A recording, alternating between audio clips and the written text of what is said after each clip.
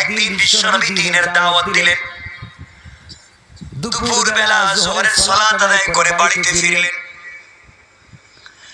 ঘরে আসার পরে দেখেন খাদিজাতুল কুবরা আজকে আর রান্না করে নাই, বিছানার মধ্যে শুয়ে আছে, চোখের পানি ছেড়ে ছেড়ে কাঁদতেছে। রাসূল পাক এসে কাছে বসে জিজ্ঞেস করলেন, খাদিজা কি হয়েছে, কেনই বা তুমি কান্না করো, তোমার সমস্যা কি? খাদিজাতুল কুবরা বলতেন, স্বামী রে, আমি বলতে চাই আমার মন বলতেছে আজকের পরে মনে হয় দুনিয়ার জমিনে আমি আর বাঁচব না, আমি মরে যাব। এই জন্য চোখের পানি ছেড়ে ছেড়ে কান্না করি। আল্লাহর পয়গম্বর বলেন, খাদিজা তুমি এই কথা কেমনে বললা?